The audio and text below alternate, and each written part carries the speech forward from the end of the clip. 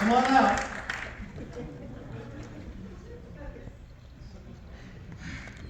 Chaske Spencer.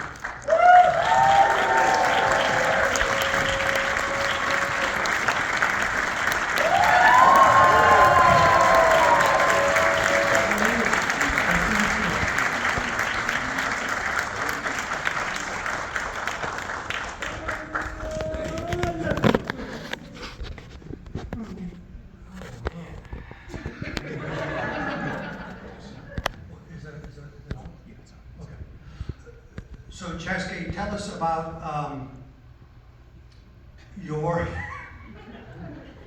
this whole time is really messing me up. First of all, it's nice to meet you. Oh, nice to meet you. Thank you so much for being here. Thank you. And so you're from Fort Peck? Yes, yes. Really, because my community's Fort Belknap. Oh, yeah, I know you're talking about it. Yeah. So it's my understanding that's, for those of you who know where Montana is. The northern part of Montana, there's a road that goes across, which they call the High Line. Officially, it's Highway number 2. Yes. And it hits Blackfeet. We're gonna have a quiz later, by the way. It hits Blackfeet, Rocky Boy, Fort Belknap, Fort Peck, and then out to North Dakota. That's kind of, so it's Fort Peck. Yeah. We're way out there. Way out there. And I was just, both of my brothers live there, and it's probably getting cold, Turtle Mountain as well. And I think it's gonna be like 10 below. Oh, yeah, it's Minus really 10. cold there. Yeah, we have harsh winters. It's good for you though. Yeah. So do you live here? No, I don't. No, I currently in Georgia right now. Okay. I've been here in Southern California for 3.5, almost 4 years, and it's fine. But I'll be honest, the weather is painfully boring.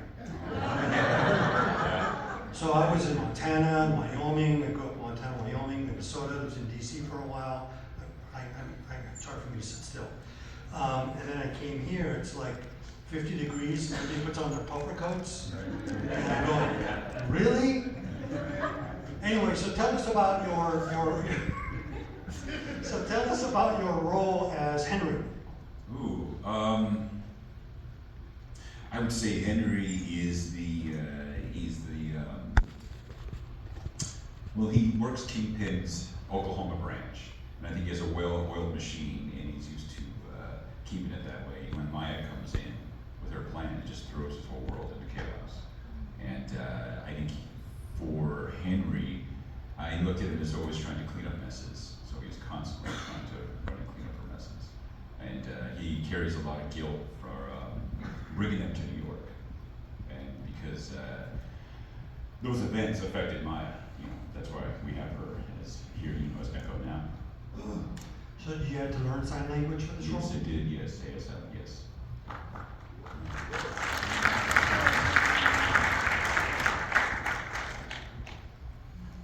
So with your acting career, and for Echo, what were your thoughts when you first heard about Echo and it being part of the journey? I was filming something else when I got the call from Sydney. We had talked about it, and I was pretty blown away about what Marvel was going to do. And she told me, the story, how they were going to film, and just how exciting it was going to be. And yeah, I wanted to be aboard, and so she told me what the character was going to be like and how I could do a different take on it. And that was the one thing that attracted me to the project, was just trying to do a different take on a character that I hadn't played before, and it just all worked out. And I was really grateful to be a part of it. It was fun. It was really a fun shoot. And how has Echo impacted you?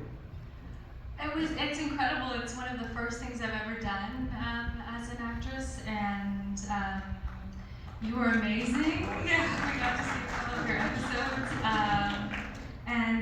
I was just mentioned briefly working with a native director. It was so different than anything I've ever done, and it makes a world of difference. Yeah, it does. Yeah. It does. Yeah. How did you connect with the character of Henry? Is there any similarities to you?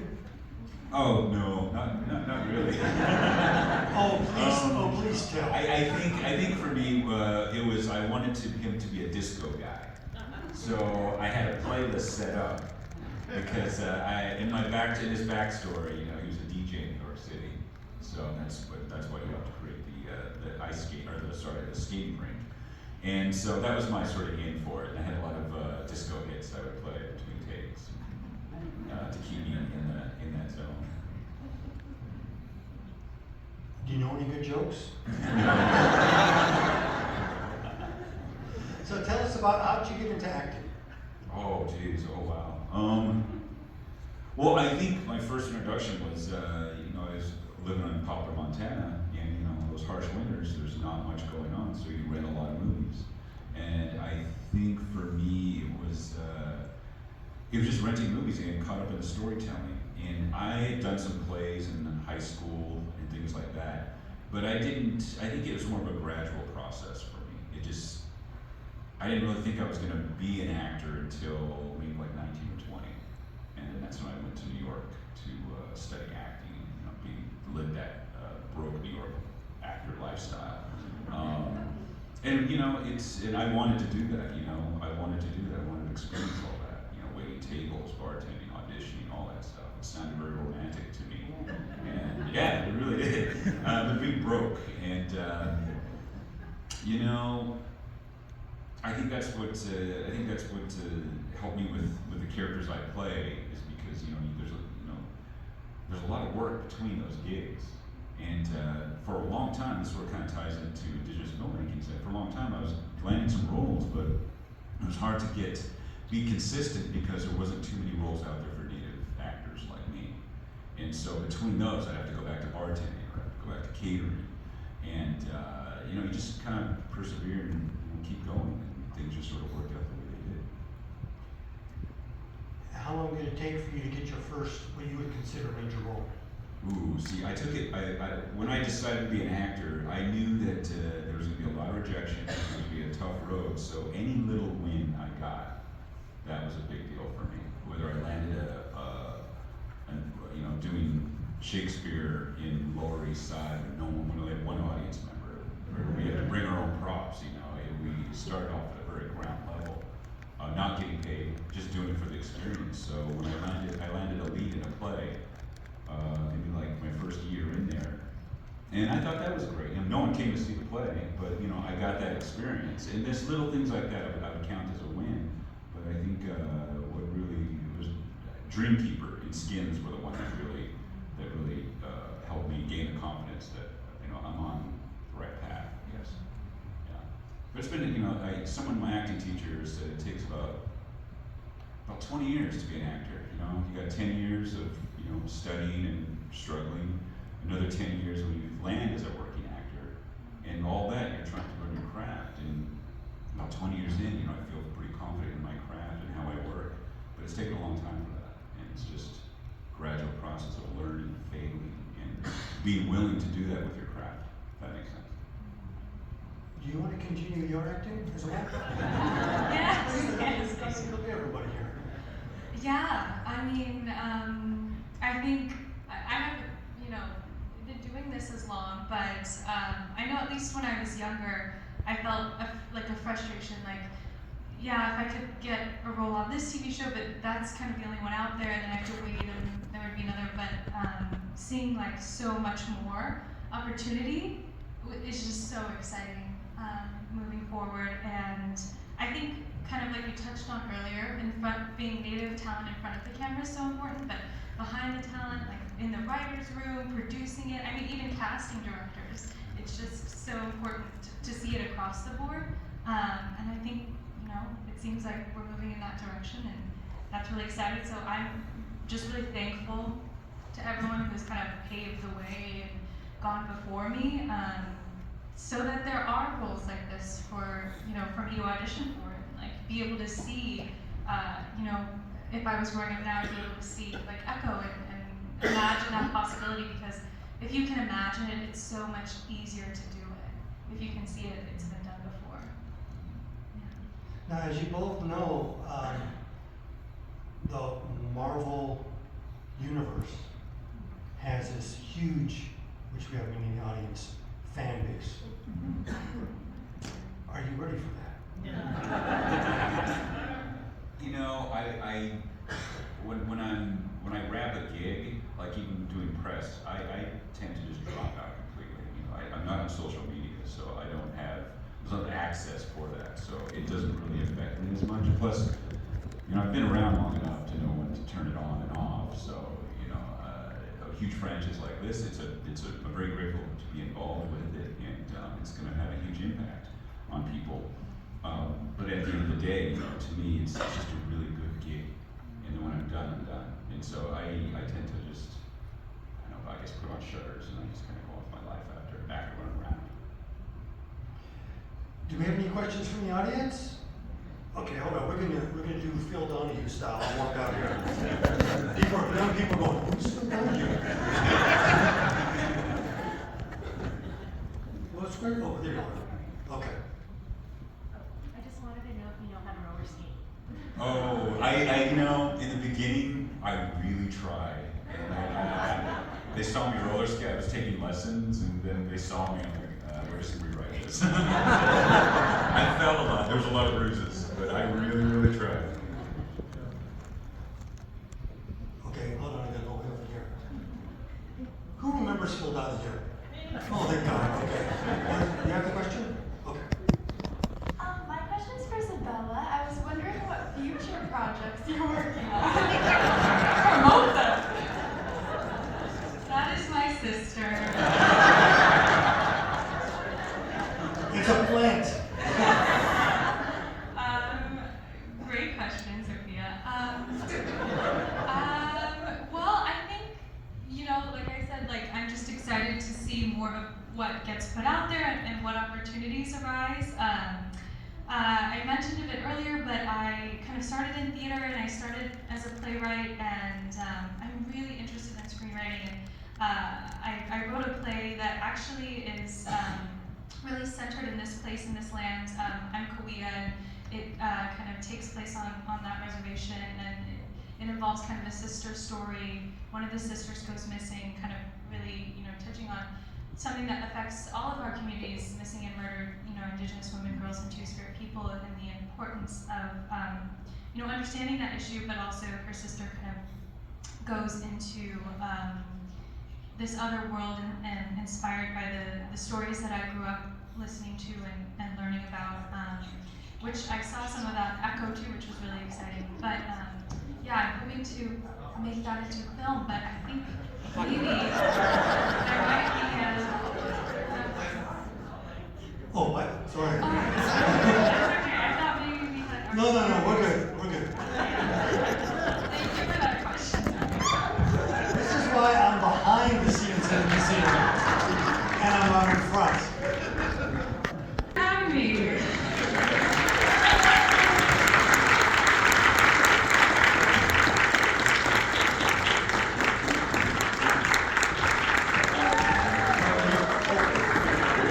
All right. Don't leave me here alone, man. All the other jokes I have are unsuitable for this audience. All right. Much anticipated. Back by popular demand, standing room only, Alaqua Cox.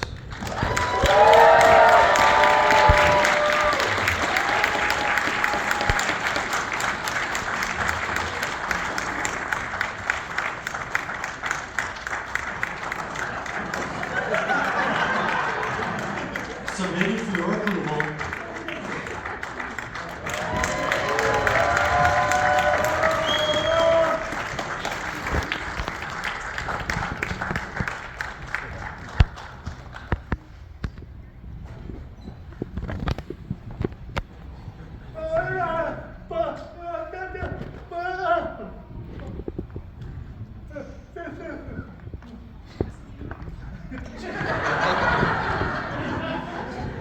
I just work here, man.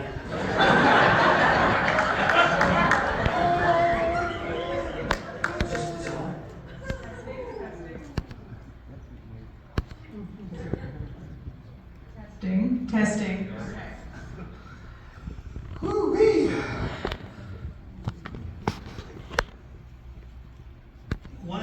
that I found interesting and kind of funny in the film was the dog. The dog was named Billy Jack. And this is the first time that I've seen a native hero.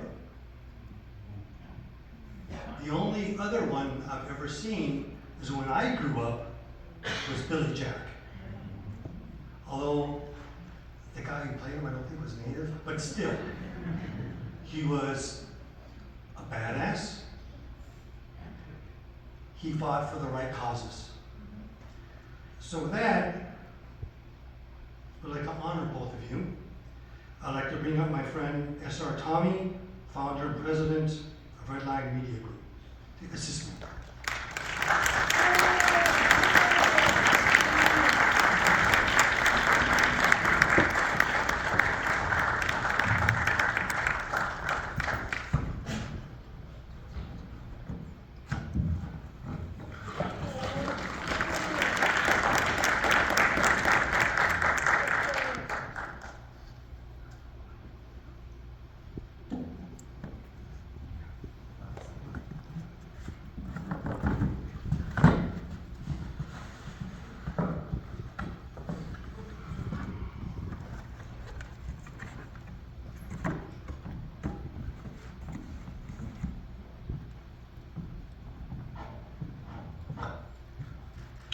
So in our way, when people do good things for their community and for other people, this is how we honor them.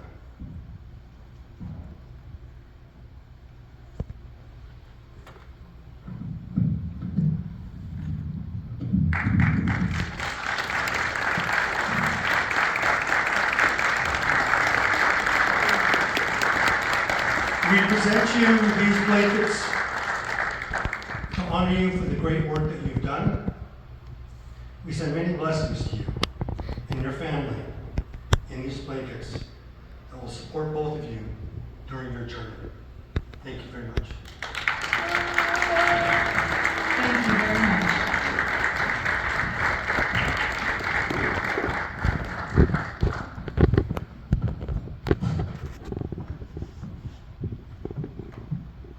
What tribes are those blankets from?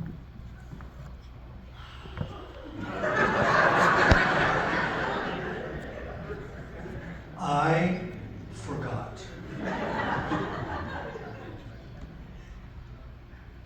Alaqua, thank you for being here.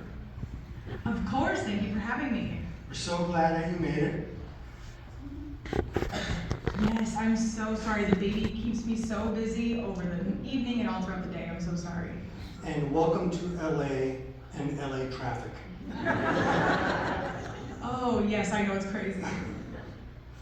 So we get to know you so much, we get to know so much more about your character, Maya Lopez, her past, her family, and what drives her. How did your experiences and upbringing assist you in bringing your character to life?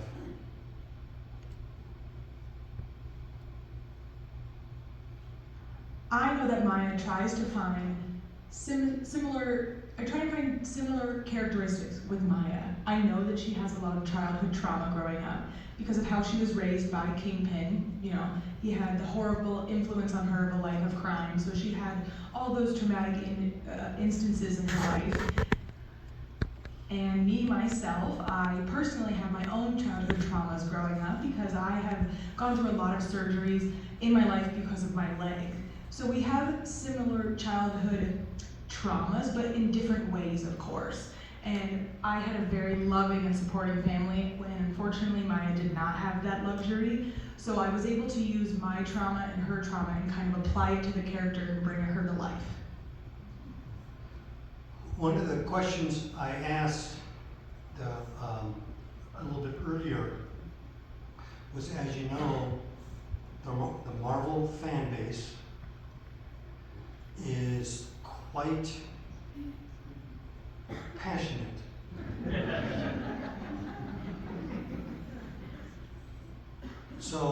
being part of this large Marvel family, how has that impacted you? My gosh, it feels very inspiring to be part of the MCU. I still can't believe it myself. I kind of need to pinch myself every once in a while because I got this role after having no acting experience, and I will always be forever grateful to have my coworkers on set with me and taught me so much. But I was so shocked, but I'm very grateful. So my next question is for both of you. So in my museum work, I know, you always got to tie back to the museum. In my museum work, that was the director. In my museum work, especially working with Native folks and Native subjects, I always feel my ancestors are standing right next to me, guiding me along. In what way, in your work,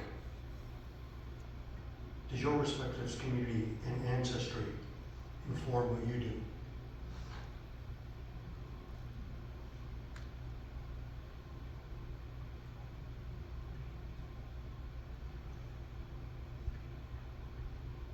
I definitely feel strong spirits around me because the cast being full of Indigenous people, when I walked on set and went to Georgia, I did not know anybody. And when I got on set, I was just full of Indigenous people and it felt like I was home.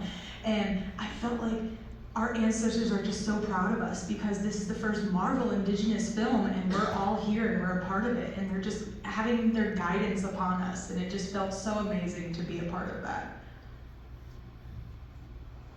I think for me it's, I get grateful being part of the journey, about part of the whole story, because it's not just me. There's several other people behind me and who's in the past that paved the way. So I feel grateful when I'm on set. I feel grateful when I'm able to play a character, and I think that keeps me green, keeps me humble, and also that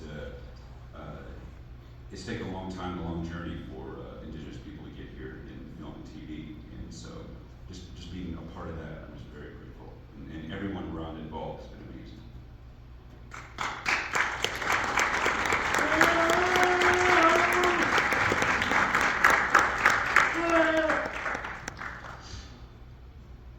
Alaqua, your character is very physical in this series. Yes, she is. How did you prepare for that? I had stunt training about 5 days a week for about 2 hours. Yep, that was probably my favorite part of shooting this series because I love doing a lot of physical activity stuff. I grew up playing different kinds of sports, and I also have an older brother who's about a year older than me, and he's very athletic, and so we would always wrestle with each other, you know, in the backyard, playing different kinds of sports. But I always liked doing physical things, and in pre-production I did do stunt training and personal training, but the best part about the personal training is that my personal trainer was deaf. So Marvel was able to provide me with the one-on-one access with using a personal trainer, and I could use my own language. So the process was much faster, and Marvel listened to that request.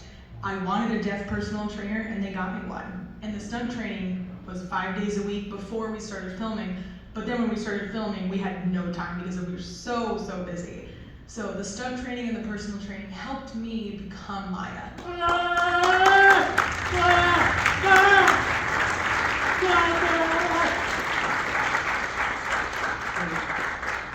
Do you have any questions from the audience? Anyone?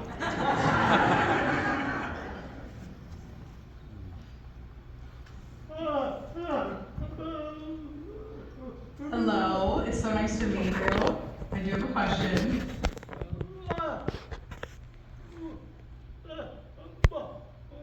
When you are acting on set, are you using your voice or is your voice turned off when you're acting?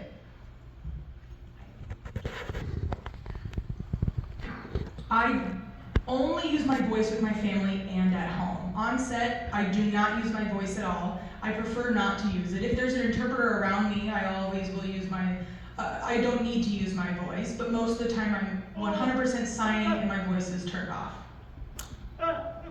What about all of the action shots? Were those your own screams and your own punches? Yes, those were my own. If there was pain involved, I had to do some efforts. Yes, that was my own. Thank you so much for answering the question.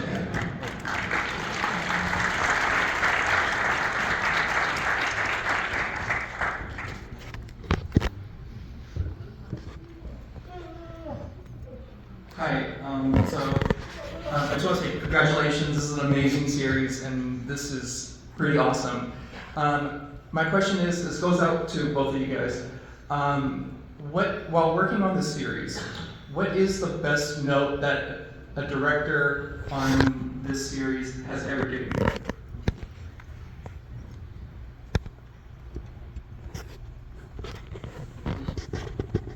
Well, me being so new to the film industry, I have always been so nervous.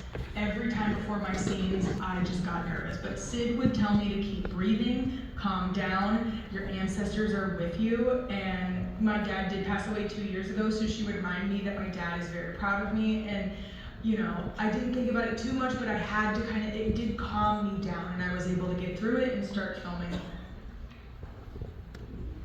I think for me it was I have fun. Yeah.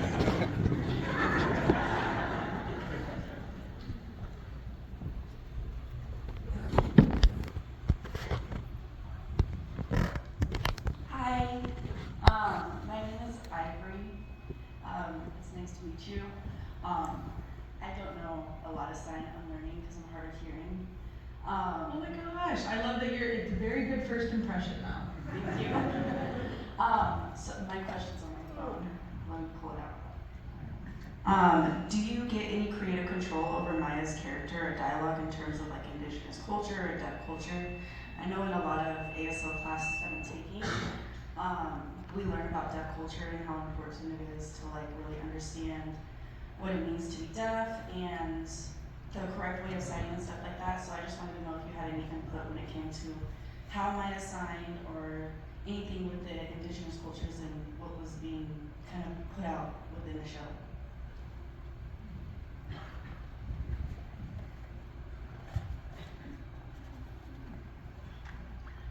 I remember during pre-production, I would meet up with Sydney in the office a lot because, as I mentioned, I keep mentioning earlier, I'm so new to the industry, so Sid would give me all kinds of advice and help me of how to develop the character, and we would do a lot of feel-throughs, and we would get deeper connections with Maya.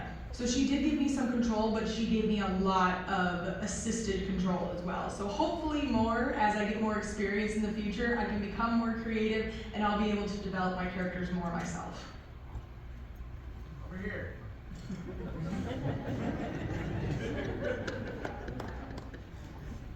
This guy. How you doing? My name is Daniel Rivera. I'm a professional wrestler and stuntman. Yesterday we were doing this like lucha libre class to promote the film where we had a couple of the fans of the show come to this wrestling ring and we trained them in like kind of action sequences and stuff like that we've been seeing in the series.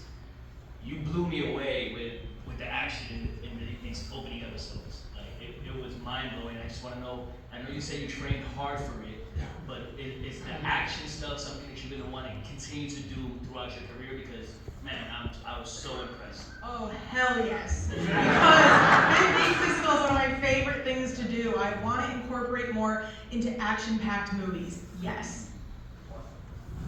Thank you.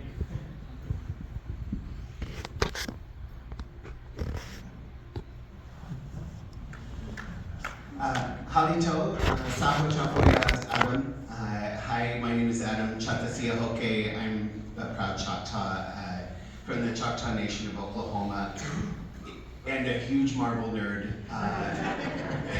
This was incredible to see my people and my culture on TV in the Marvel universe.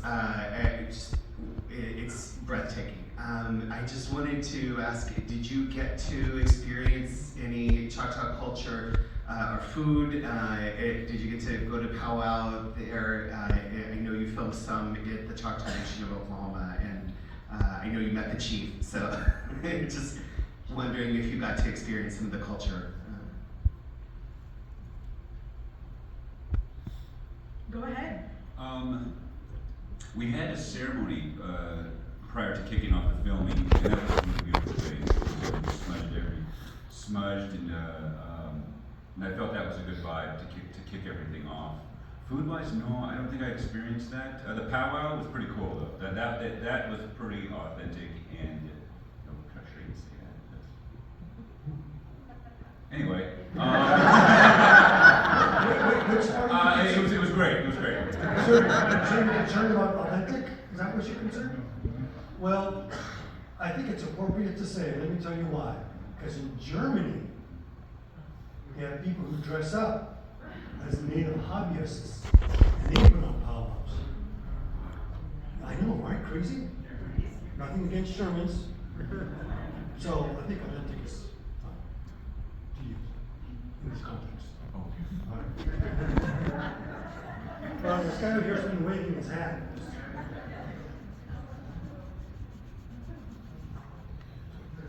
How you guys doing? Been a big fan of yours, especially since Banshee. Much respect. Oh, thank you. I got two quick questions for each one of you guys. Are we going to see you have any action fight scenes in the next 3 episodes? And for Alaqua, can we see you in Avengers 5?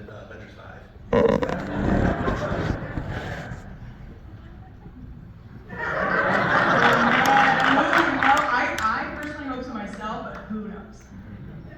Same here, who knows? I think they're keeping a secret.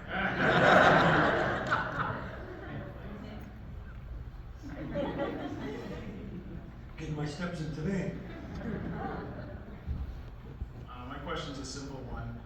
For each of you, what was the most challenging part of your role to do during these 5 episodes? And what did you learn the most from this project?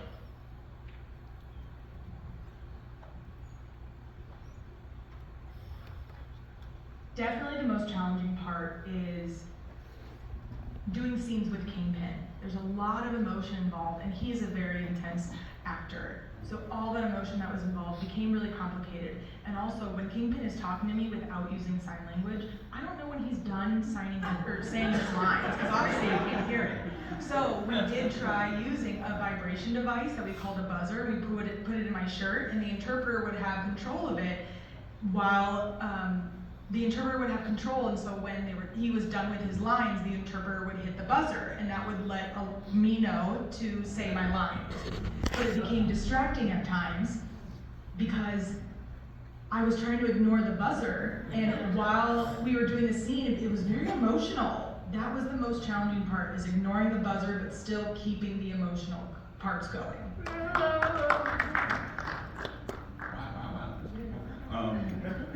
I took the Georgia Heat. That was there was a lot of sweating. I think I sweat through my jeans a few times. Oh yeah, all those layers of clothes that I had to wear. Okay, we have another question. Hi, thank you. My name is Cheryl, and I want to say congratulations again.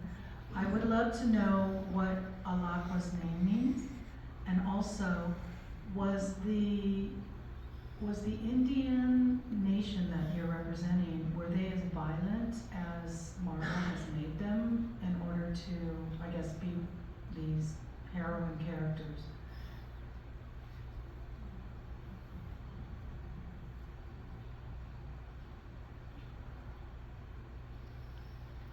Well, first of all, it means sweet gum tree. Alaqua is from my mom that she gave me. But I don't believe the Choctaw Nation is as violent as Marvel portrays it to be. I think it's just for the show. However, you'll notice the importance of their stickball / lacrosse game. Instead of actually violence, historically and in ancient times, that's how they would settle disputes, is through the game.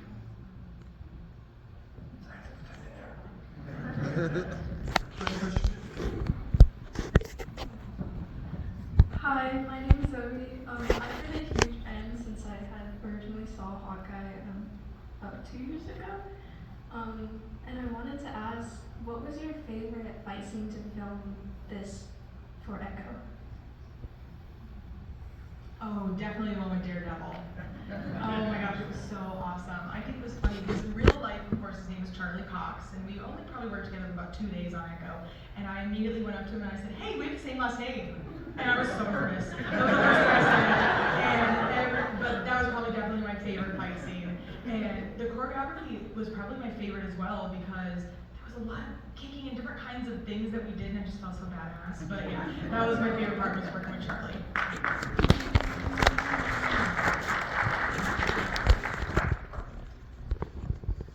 I hate to say it, but our time has come. I know, I'd like to thank both of our guests, Alaqua and Chaske, especially for being here.